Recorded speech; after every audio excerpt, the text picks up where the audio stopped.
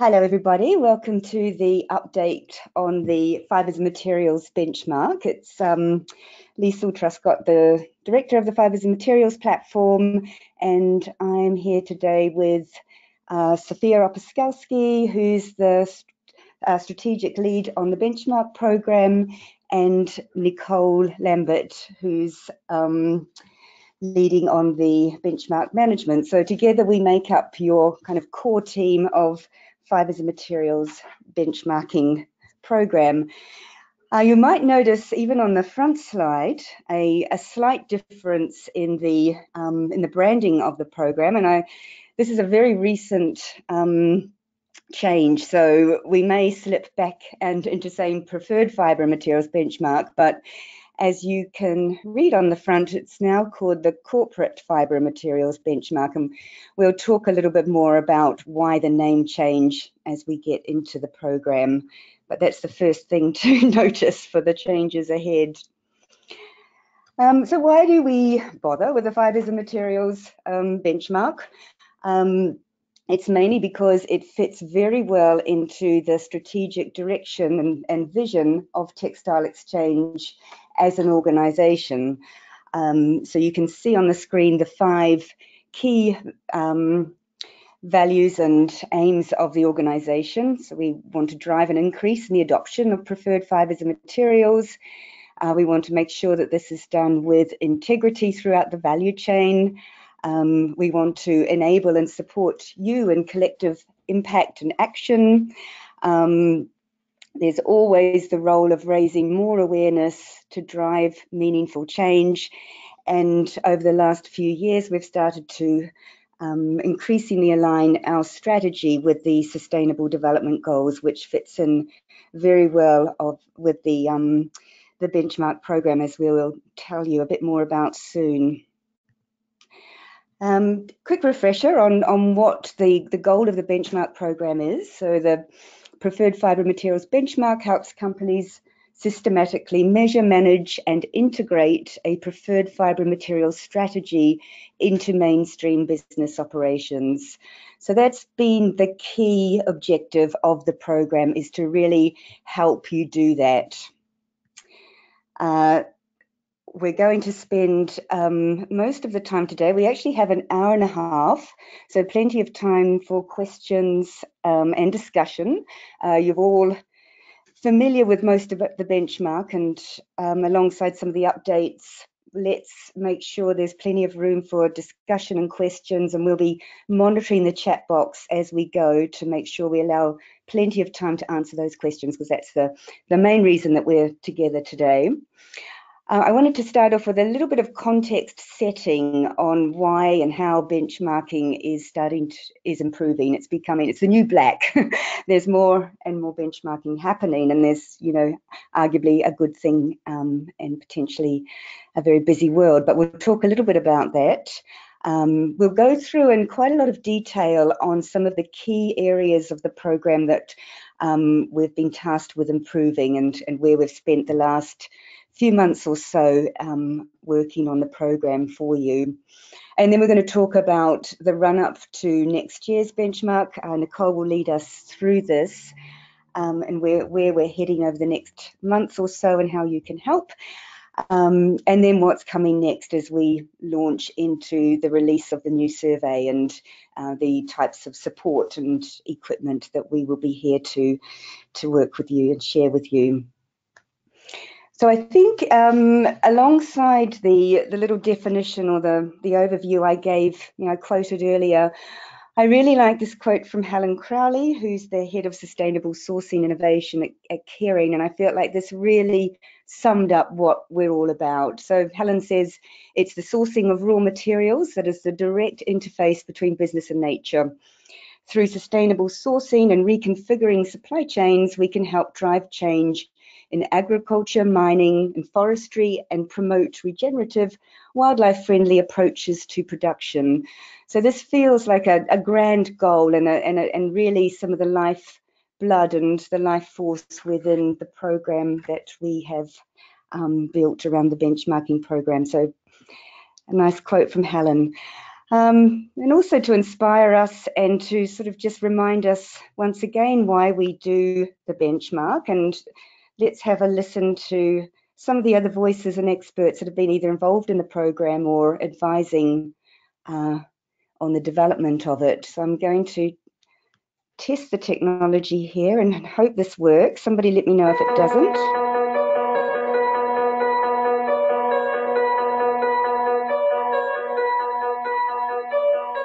It's time to take bold action now. Our resources are finite. The biggest risk facing business is to meet increased demand with decreased availability of natural resources.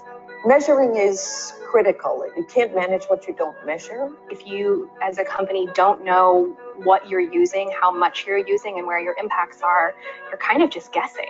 Sourcing more preferred fibers and materials is a key element. How committed are you?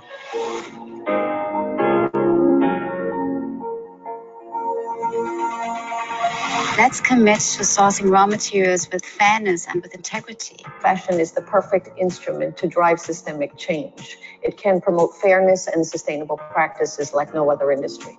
It's a melting pot of an enormous range of environmental and social challenges. And the biggest threat is to ensure equitable access to the goods that the industry produces in a way that ensures that we're working within environmental limits. So sustainability isn't just the fibers and materials that you source, it's the people that you source with, it's the factories making the good, it's the patterns, it's how you buy. Investors are really today looking for progress and not perfection. They want decision-useful information on our material business risks, such as chemicals, raw materials, and social and environmental impacts. We've learned a lot through our journey of sourcing certified organic cotton, which is effectively applied to other sustainable fibers. Measuring and benchmarking allows the apparel industry and the massive supporting supply chains to find common ground and solve the problems that we all face in a way that's far more meaningful than just one brand picking a solution that works for them. The measurement allows us to understand our baseline and to set targets for where we want to get to, and clearly allow us to track progress towards those targets. When we think about sustainability as a business strategy, it does start with the raw materials. That's where our biggest impact is as a company. It's time to not only focus on driving volumes of more sustainable fibers and building a resilient supply chain, but also on the integrity of the fibers themselves. The preferred fiber and material benchmark is one of the only tools available to brands that really pushes them to understand what materials they're using, know what percentage is sustainable, and kind of understand, the traceability, chain of custody aspect of that. The preferred fiber and material survey is a perfect complement for the brand module that the Hague Index provides through the SAC. It provides us insight on where we stand in the industry, and it gives us also insight on where we still have opportunities to grow. That we are one human family living on one common planet, and we all have the delightful obligation to try to create positive change. Let's honor the value of people, the soil, energy, and water. We only have this one road, and if we don't take care of it, who will?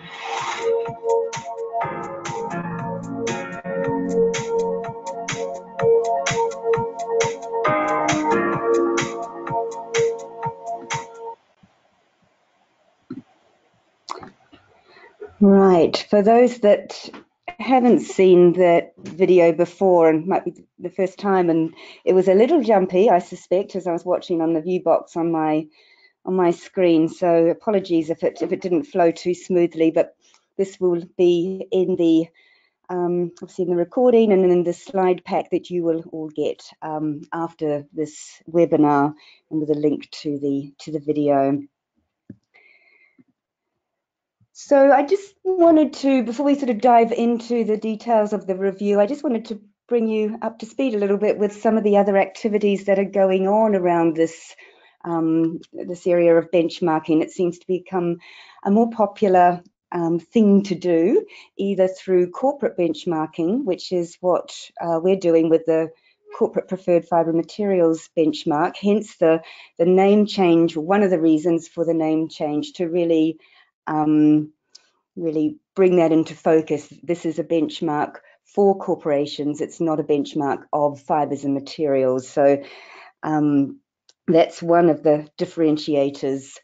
required. The other area of benchmarking that is starting to sort of take off a little bit is to better understand what some of the pros and cons, benefits, weaknesses, the variation between the different sustainability standards that are available as they grow, and different ones come online, and different standards do different things. There's a lot more work going on now around understanding which standards and initiatives line up best for company use, for government use, for other organisations who are looking at ways to sort of differentiate between different standards. Now, I'm not going to go into any detail on that side of things, but just to say that ICEAL, which is the alliance that of credible benchmarks that sort of come together to push things along into more and better ways of working together as a community of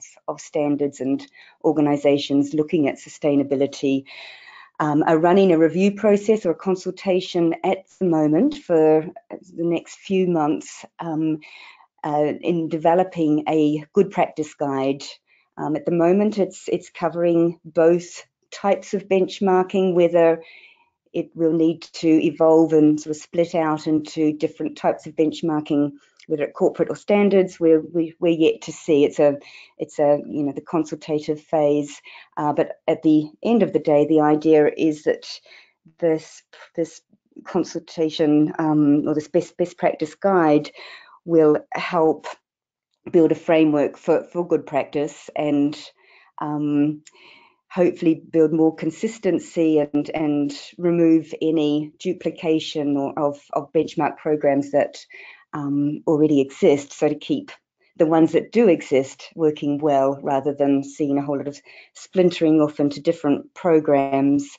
So that's kind of the goal at the moment, and it's still under development. The other area that's quite interesting is the work of the World Benchmarking Alliance. So Textile Exchange is a member of this alliance. The group has formed around benchmarking corporations on their progress towards the Sustainable Development Goals. There's quite a lot of momentum behind this program. There's initially funded by the UN Foundation, and the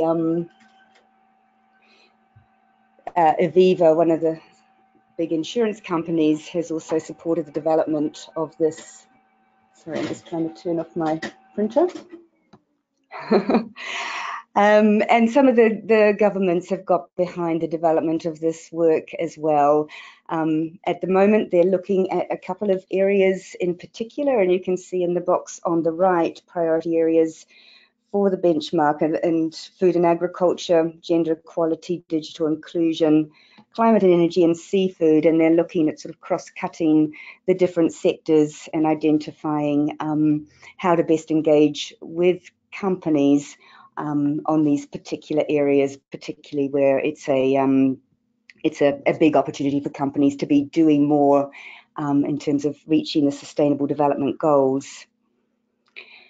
The World Benchmark Alliance, as I was sort of saying before, has really brought benchmarking to the forefront again in the corporate world, or particularly around corporations and sustainability.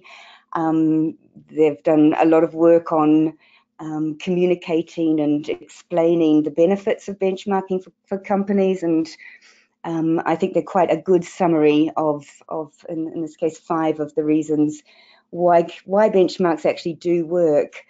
So it clarifies what society expects from companies.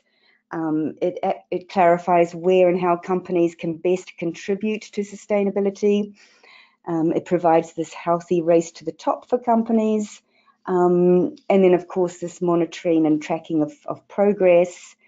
And then this engagement tool, so to sort of help companies recognise where they can actually improve, and provide a gap analysis and areas to focus, and really be a useful tool for driving performance. So I thought I would share that in the pack. The The other thing I wanted to mention in terms of benchmarking and sort of communities of practice is the platform that that our benchmark runs on, which is called ProBench. It was developed probably about 15 years ago now or so by 73-Bit in collaboration with business and the community. It became a sort of a very well-known platform within the FTSE 500 companies for reporting on corporate responsibility, and that was then reported each year in the Financial Times. And since then, it's evolved to run a number of different benchmarking programs, and you can see alongside our benchmark logo on the right there, the Access to Nutrition Index, a couple of the United Nations programs around responsible investment and financial investment, the benchmark on farm animal welfare, and some of the diversity programs and transparency programs run by Share Action. That's just a handful of them. It's becoming quite a hub of running benchmarks. The program or the platform offers very secure access and then ways to engage interactively within this portal that is set up that you'll remember from last time, and there'll be some improvements to share with you at some point soon. We'll talk about that a little bit later. So, making the benchmark better. This is the section on some of the improvements that we've been implementing. A quick recap on where we got to. Last year there were 111 companies taking place. According to the methodology that we'd used over the past 3 years or so, there had been some improvement in average scores. And we actually had 43 companies that took part consecutively every year and became our founders group, our founders club. So that's sort of the starting point from which we're launching into this next round of, well, the review that will be behind the next release of the 2019 survey will hopefully stay fairly consistent for at least the next 3 years, as to build that continuity from year to year, so that we actually do get a good indication of progress and from year to year. So we focused on 8 key areas that were important to you. This was from some of the feedback that we had throughout the year last year and in talking to various seasonal benchmarkers.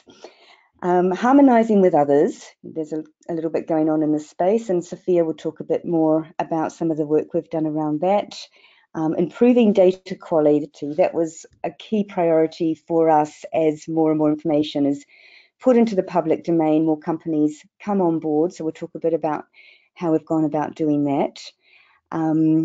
We're continuing to grow participation. I'll explain in what ways that is happening. A key factor and feedback from you was how to simplify and streamline the survey, get rid of some of the repetition. We've shifted a little bit from a focus on renewable and virgin materials into recycled options, then moving towards circularity. And we've developed a new standalone module on circularity and done a little bit more work on the SDGs that Sophia will talk you through. We're currently, on all transparency, still going through a review of the definition of what we mean by preferred. So that's an interesting process, and we'll touch on that a little bit in this call, in this webinar.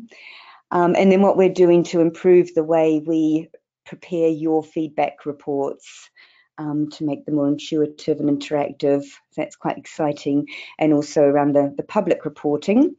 And then how we actually build a resilient model to make sure that we give you the best program possible going forward.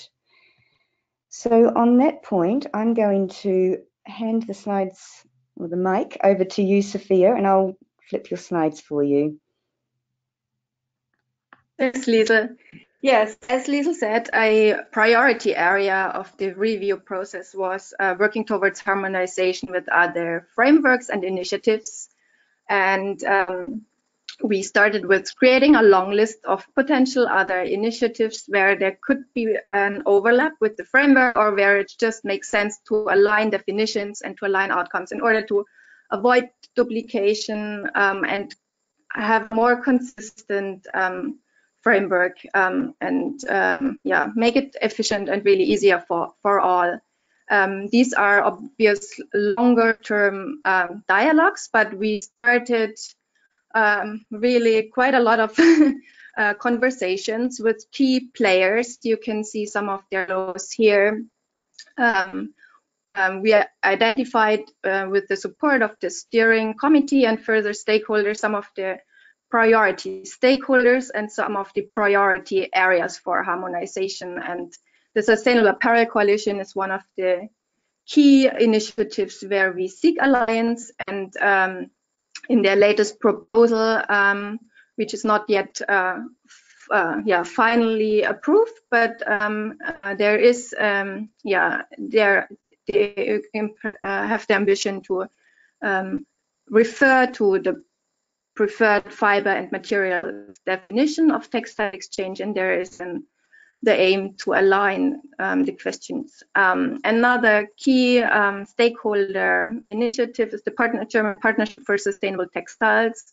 We have signed an official partnership last year, and we already started really working closely on the guidance for the fiber calculation, which Liesl will introduce more in a bit. And the Sustainable Action Closing Plan RAP is also part of this project, where it's about coming up with a consistent methodology for the fiber calculations. But beyond this, it's really about mapping the different surveys and the questions, mapping and wherever possible align definitions, and see how we can really collaborate and complement each other's. Other frameworks that we looked at were CESP, the OECD due diligence guidance, but also GRI, CDP. We were in contact with science-based targets as obviously one important first step in order to measure impacts is get the fiber volumes right, and we also align, for example, with the UN Global Compact, particularly around the SDG questions, and also the sustainable cotton ranking, and it's an important framework to align, and we are working on this. This is to give you an overview of our work on harmonization, and you will see in our updated guidance document a more detailed overview of these links. So we aim to reference to the different frameworks wherever possible.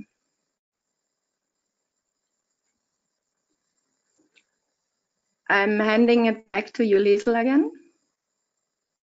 Thanks, Sophia. Yep, just pushing all the right buttons here.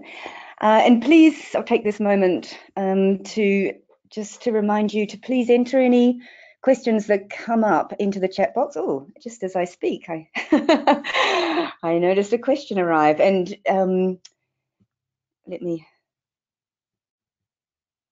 open that one now, since I did pause to remind you about questions. It's a question from Miralee. Thanks, Miralee. Is the sustainable cotton ranking happening again this year? We haven't heard anything. We are in touch with the WWF, Solidaridad, and Pan UK, Miralee, on this point. We're looking at ways to work more closely together, given that we're sort of all asking similar enough questions to align better. One of the fundamental differences is ours is very business-led and voluntary, although we're hoping more and more will take up our offer of taking part. whereas the sustainable cotton ranking has been very much based around, you know, identifying the top players in cotton and benchmarking them, sort of, you know, whether they like it or not, and then obviously engaging them in a process before arriving at a final result. But yes, we're looking at how we can work together, and I think it's still a question mark exactly what will come out the other end of that, to be honest with you, whether they will run an independent one for one last time or again, or whether we look at, you know, this being able to fit nicely together. So we will let you know the outcome of that. We have some calls next week actually, so more to say on that one. So yeah, thanks for getting the ball rolling with the question. That's fantastic. Yeah, Sophia mentioned this data quality piece. This is a really significant one for us.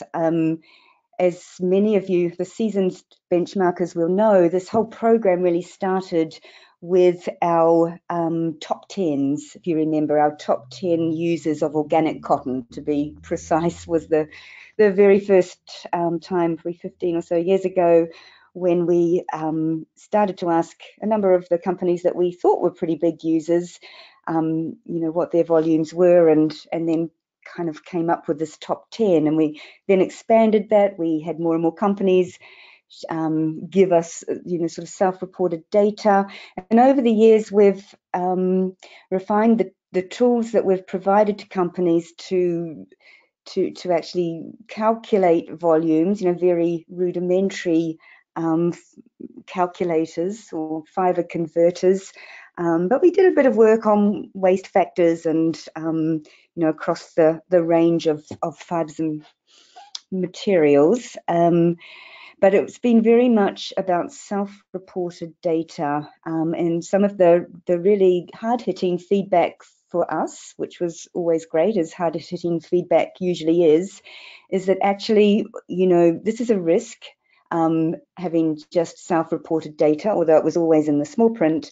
But more importantly, if a company, well, this was the report back to us, if we want to use this data, we need to know that there is some transparency, some methodology, some rigor behind the data. So being able to put this data in the public domain has become a little more risky as time goes by without a good, sound methodology behind the process of collecting and reviewing the data. And two, if we want this data to be really useful for you primarily as benchmarkers, and then for your stakeholders and those that Sophia listed on the slide earlier that could also be interested in this data, because it really does drive everything almost. It drives your impact assessment, it drives LCA, it drives EP&L, it drives science-based targets. Now, in saying that, we realize there will not be a perfect system. Purely the nature of the beast with conversion factors and waste factors and different supply chains and technologies and machinery. It's different systems. But what we are tasked to do, and one of our colleagues, Stephanie Maurice, is leading on this particular piece of outreach, where she's contacted, I think, over 50 organizations now with a set of questions, asking very specific questions around how you as a company are calculating your volumes. And we're running a series of one-to-one interviews for deeper dives with a sample set of companies as well. We're talking to other experts in the field, such as certification bodies, other initiatives such as the Better Cotton Initiative and Fair Trade and Cotton Made in Africa, and others that are also figuring out waste factors and systems for managing data collection. And we're looking at a guide. Hopefully it will be at least a good practice guide that will build in more consistency as our goal, more recognition, and then reporting back out to you on what good practice looks like, where we've been asked a number of times, what is the best way to do this? And so hopefully we will have some nice insights to report out to you.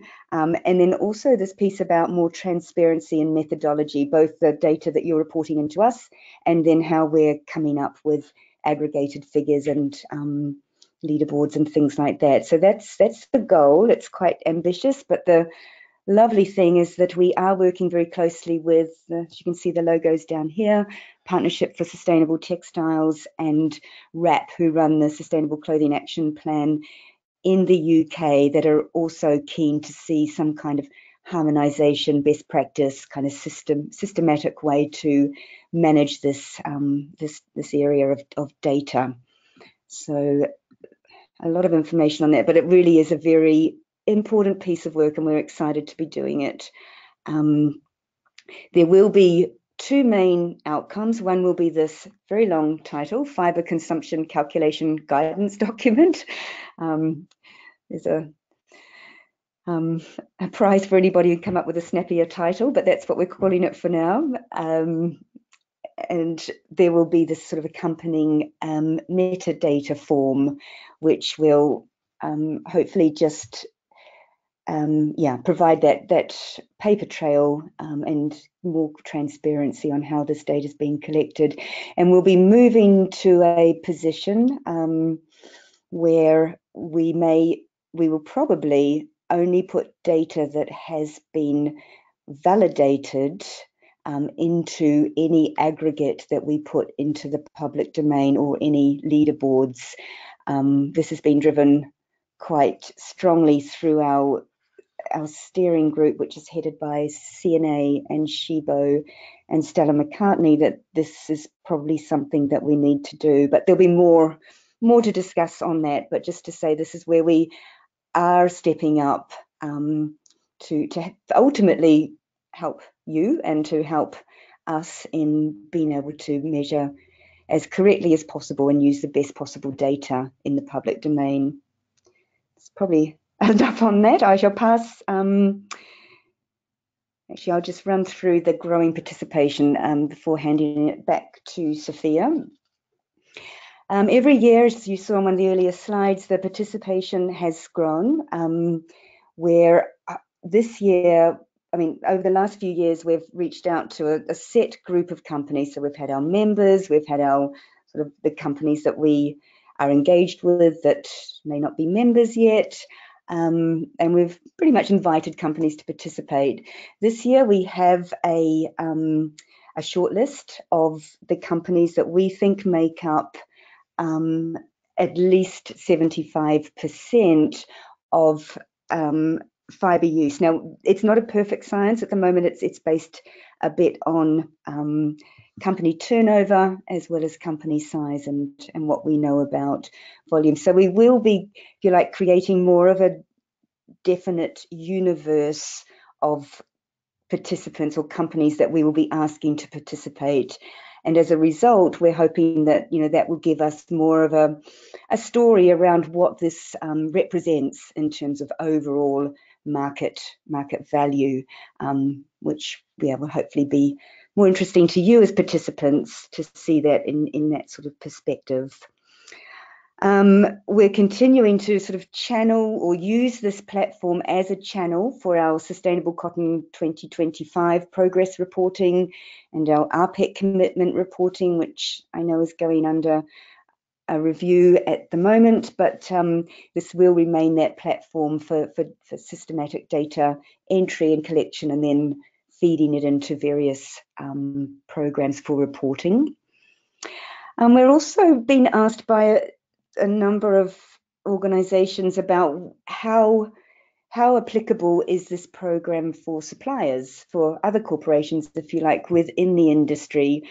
We won't have anything ready to go on the May 6th launch of the survey, but we are looking at running a pilot and with a group of companies that are interested in helping us trial this for suppliers and other manufacturers within the supply chain that are also obviously doing a lot to drive the sustainability agenda, setting targets, converting to preferred fibres, that sort of thing. So we're hoping that this just might be yet another subsector of the program, but we're still figuring that piece out at the moment, and welcome any questions or comments about that. I mentioned earlier about this whole definition of preferred, and I think most of you know that it's something that we've preferred to use as a term rather than sustainable, with the understanding that nothing is perfectly sustainable, and sustainability is this sort of journey and not a destination, and that things do change and evolve over time. And even over the last 3 years, we've seen how companies' portfolio of preferred fibres that they're using has evolved, has shifted. New ones have come in, some have been shifted around. Those that be doing organic may be introducing in conversion or regenerative or recycled. So there's a lot of shifts and movements, and it's sort of a living, breathing thing. But how do we capture that in a definition is something that we're reviewing at the moment. I mean, we've always been open to this idea of a portfolio approach, and that will continue to be the approach of the benchmark. But yes, as the number of options continue to grow, we're looking at how to best manage that, and how to manage the review, so that the process for reviewing the options within the portfolio.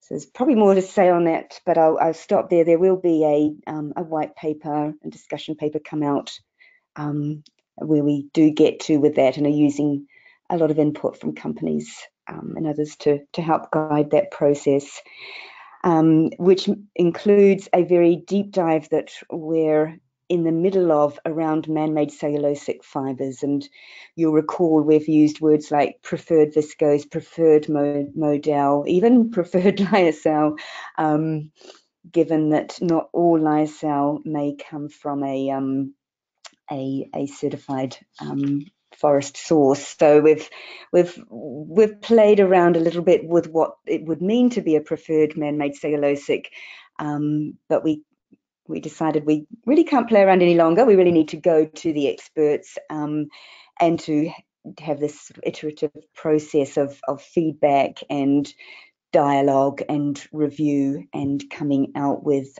hopefully something that we can all live with, keeping in mind that nothing is perfect, particularly in this relatively new area of figuring out what it means to be a preferred man-made cellulosic. Just to say, we've had some great feedback so far. Simone Seisel was leading on that exercise, and we couldn't be more impressed with the amount of and the quality of feedback that we've had from the experts that we've engaged with so far, and there will definitely be more to come on that topic. But back over to you, Sophia.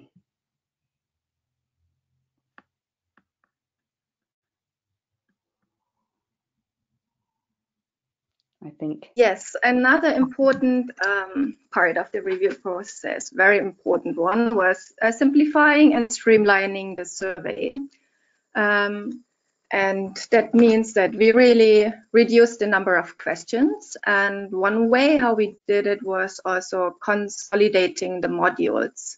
So if you may remember, we had one module, for example, for each preferred fiber option, like for organic cotton or recycled polyester.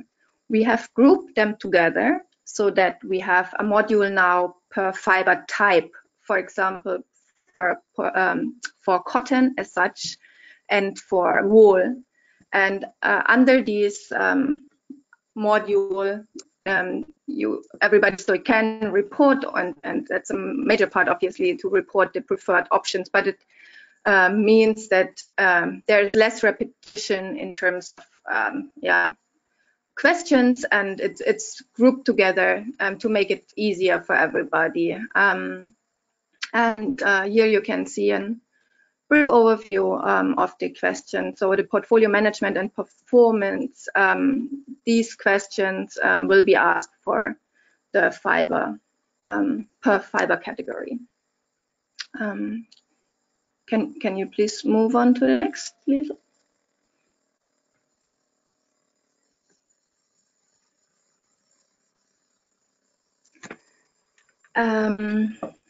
And what we have added this year is a module on circularity, because this is a topic that is just becoming more and more important. And in order to assess really the fiber and materials related performance, we think this is a very important part that should be included. And that was also what many stakeholders have expressed as an important step to go forward. There will be a new module on circularity, as you can see here below. There will be a question on strategy, and then we focus on the different options of the waste hierarchy. So starting from question around reduction, overall reduction of fiber and materials, to design for circularity, collection, repair, and recycle. And it's a trial this year. There's always the option to just say we can't report on it, or it's still in development. But we want to see where the industry stands and where we can integrate this into this new survey. Another priority area that has been there integrated into the survey already in the past is the Sustainable Development Goals, which we will keep as an important question, and the question will be updated. We will have a closer look at the target setting around SDGs and the progress tracking. In general, the question remains aligned as much as possible with the UN Global Compact question around SDGs, and we will also embed the SDGs or in the overall framework. So in the analysis, we can link the different questions and indicators from the survey to SDGs, which will allow us some really interesting insights into the progress towards the SDGs.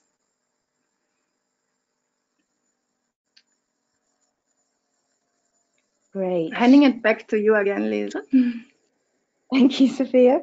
Yep, this is a good place for questions. So please do send your questions.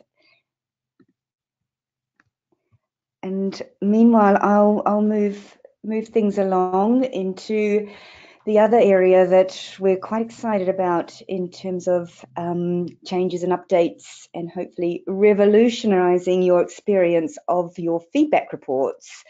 So we're still exploring, but we know we're moving into this digital world with results. So gone are the days of static, very heavy text, long feedback reports that we know you'll miss a lot. You know, there's a number of reasons for that. The technology is now there. 73Bet have been doing quite a lot of work over the last little while on how to convert feedback reports into something that's more interactive, more digital, more graphic.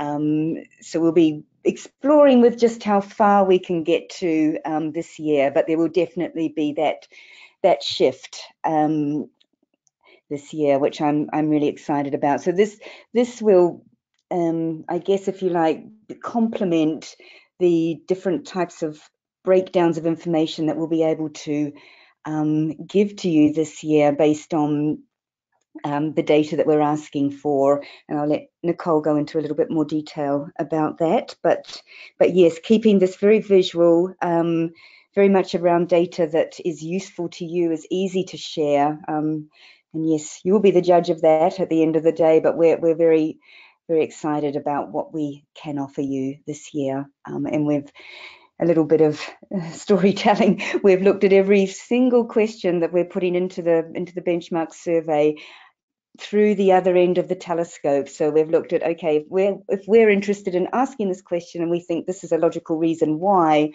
what does that look like from your perspective when you get your feedback report and you're looking at these results? So that's something that, yeah, I think is going to make a huge difference this year. We've talked to other companies and organizations that are working with storytelling, with video, with all sorts of exciting ways of sharing and bringing data to life. Not sure how far we'll get this year, but certainly it's a potentially revolutionizing opportunity to use that data in more friendly and powerful ways. Likewise, with the public reporting of the benchmark results, one of the big feedbacks we got from many companies was, whilst volume-based leaderboards have their place, and that's great, and that's probably one way we will continue to share information, looking more holistically at not just how much, but how well a company is integrating a preferred fibre materials portfolio, how they're managing integrity, the degree of transparency, and some of those elements that Sophia mentioned earlier, you know, around mapping, around risk management. We will be sort of building out the way we look at those results and those leaderboards to capture that in a more holistic representation of what you're doing within each fibre category. So kind of gone are the days of like this very absolute blocking of, say, organic cotton or better cotton or whatever it might be, into something that is more comprehensive and holistic in the way you're managing and progressing and investing in particular fibres. So that's going to be exciting as well, I think. But moving right along, because I know we have a little bit more to get through. So yeah, I mean, I admit I touched on this a little bit earlier. It sort of all rolls into a number of requests and recommendations that we've had over the year, including the fact that we do continue to grow. And whilst we haven't wanted to put any barrier to entry, because obviously a benchmark is really only as good as the number and you know, percent of the market that you're actually capturing within that program. So we've been very reluctant to close this off to participants. At the same time, we're realizing that the more we invest in tools and support and particularly in this validation step in terms of the data that is going into the public domain, we're looking at, you know, what is this business model that means we can do the best job possible for you. So we're open to anything that you care to provide, but we're looking at partnerships with different companies, and we're very grateful again to have Shibo believe in us and contribute to this very deep review process that we've been involved in. CNA as well have contributed, which has been fantastic. It means we've been able to reach out and sort of do this work around fibre calculations, look at different options for presenting data. Now, this year we are introducing a voluntary participation fee. We're also looking at ways to kind of differentiate between the service and the participation criteria that we give to our member companies, particularly partner members. But in order to cover the costs of validating the data, we're considering different business models for doing that. It won't happen this year, so rest assured that there won't be any changes in that regard this year, but it is something that we're looking at, and we will keep you informed and updated and ask for your opinions throughout the year as we work towards that goal of building more value into the program. So on that note, unless there's any particular questions burning at the moment around some of the things that Sophia and I have touched on, I'm watching the question box, but I will hand it over to Nicole just to start talking us through what's happening now and what's happening for you as the run-up to the launch date of this year's benchmark. And we've left plenty of time, I think, for questions at the end, or we can have an early mark. We'll see how it goes. But over to you, Nicole. I'll turn your slides. Yeah, so I'll just run you through what to expect kind of in the year to come, or let's say the months to come, especially. Yeah, so both Liesl and Sophia touched a bit on the framework. So the framework of the survey has changed quite a bit. The objective of it is, to of course simplify the survey. That was a request of many of you. And what we've been trying to do with all the questions is really try to move away from any generalistic types of questions and go deeper into meaningful questions and try and get as much more, meaningful information data out of this survey. Yeah, so the strategy and integration part is now divided into 6 topics that we look into: leadership, responsibilities, risk assessment, goals, customer engagement, and company reporting. So that's what we focus on there. And then you'll move on to the portfolio management and performance section, which is specific to each of the fiber types. And I'll talk about this in a second as well.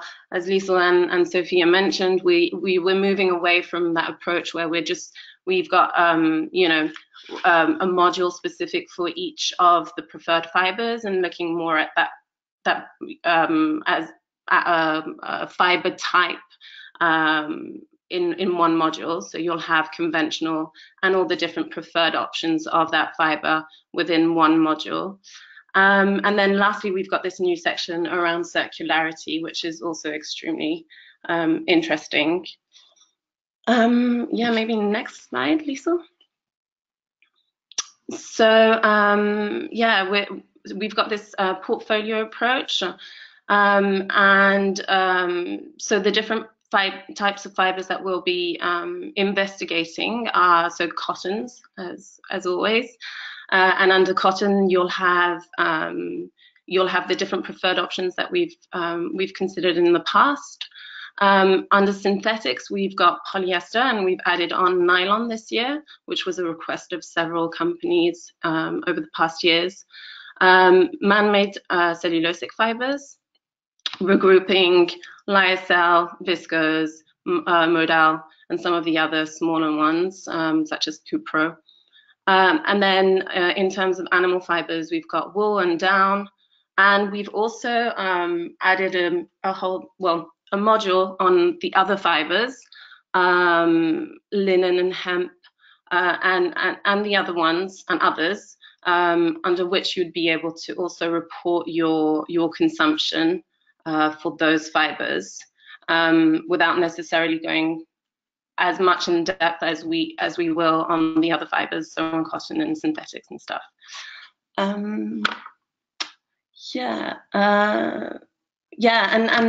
Just to come back to the portfolio approach. Sorry. Yeah, under cotton fibers, we'll be looking at the whole cotton portfolio rather than just the preferred options.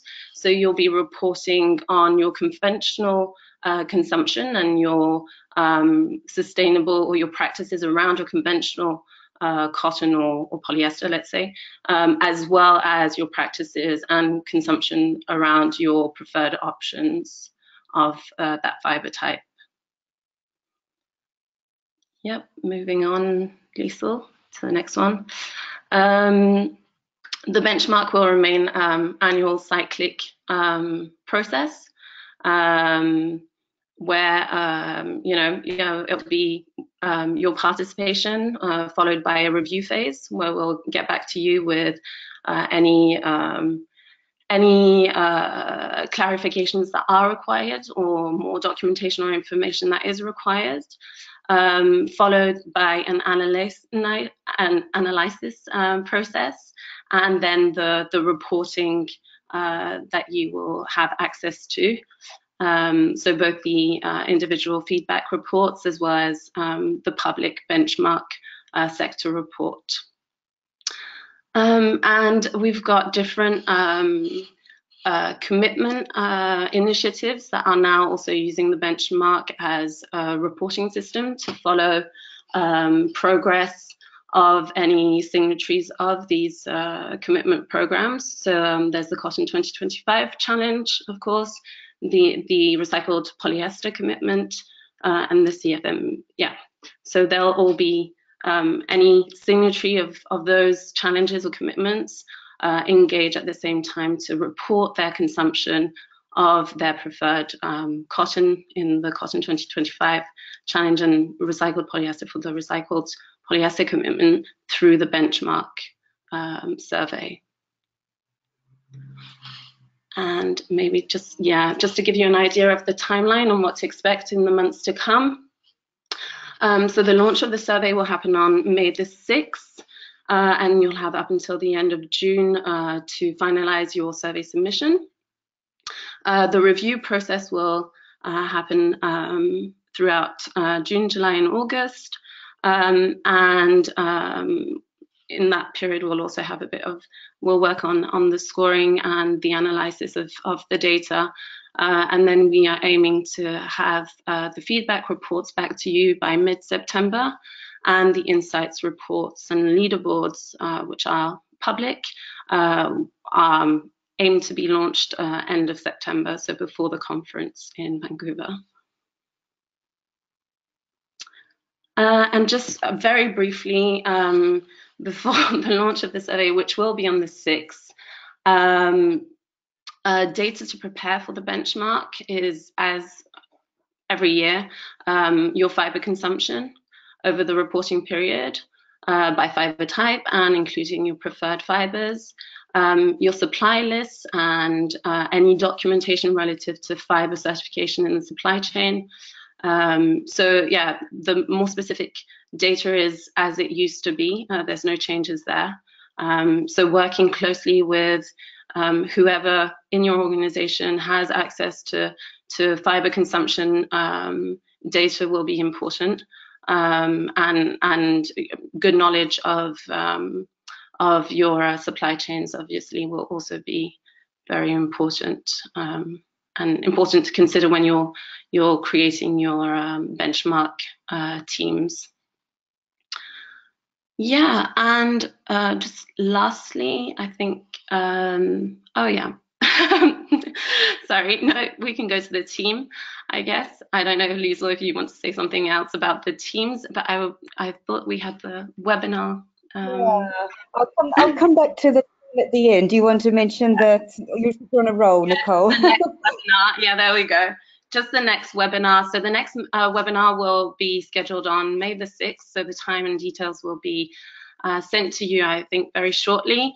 The next webinar will be much more of a hands-on type of webinar, where we'll give you, a thorough run through the survey and the questions, a presentation of the online portal, including 73-bit has actually included new functionalities, which are really interesting as well. So it'll be more of a hands-on webinar, and a good run through the guidance documents and options you'll have available to fill out your surveys. And hopefully we'll have enough time to go through the new scoring methodology, which is simplified as compared to the previous benchmark survey. Yep. Great, and then just to show you some familiar, maybe not so familiar faces. There's a lot of us here, but we're some of us are doing various things, but you can see Sophia, Nicole, and I are your key benchmark team. We're sort of pretty heads down developing the survey and the guidance material at the moment, particularly Sophia and Nicole. If you jump down to Serena with the fish t-shirt on, she's our new intern, which we're very excited about. So she's going to be helping us with the outreach and the support, and you'll probably get to know Serena. She's your sort of go-to person. Well, hopefully she will be once she when she gets further familiar. But she's very new to us, but will be part of the team for you as well. Stephanie Maurice, just to her left. Some of you will have been in touch or have heard from Steph in response to the consumption data work. So Steph's been helping a bit on the strategic review and also leading on this development of the good practice guide for consumption data reporting. Simone Seisel, I think many of you know from her work with Textile Exchange for quite a few years now. Simone's leading on the man-made cellulosics piece, and she would have been in touch with some of you about the inquiry into what does it mean to be a preferred man-made cellulosic. So if you have any questions on that or wish to contribute to this process, we're starting to wrap that up soon, but we would be very happy to hear from you. Yvonne and a new colleague, Sutyin, in the bottom left there, will be handling the data, the scoring methodology, and will probably be involved in the next webinar. They're our experts for running ProBench, along with Vikram and Gutam in the top right there. We needed a bit of gender balance to this program, so we thought we would Vikram and Gutam almost feel like direct colleagues. We work very closely with them both. They're the 73-bit brains behind the work there on ProBench. They have quite a big team now, but yes, they're our long-term partners for delivering the benchmark program. And somebody who's very new to us, and we're excited to mention that Corey Scult from Forward Impact has been working a little bit with the team on circularity generally and our strategy at Textile Exchange, and is helping us very specifically on the development of the module, the circularity module, which we've mentioned a couple of times and is very important to us to get that right. We want to include a number of quantitative questions that we can start supporting on the progress tracking around various components to the circularity strategy, among other things. So Corey's helping us on that. So yes, that's a big team. I think I've covered everybody. Didn't go in a logical order. And I see we have another question from Eddie. Thank you, Eddie. Is the survey again limited only to brands? Has there been any progress on a benchmark for manufacturers? Now, Eddie, you weren't hanging on my every word.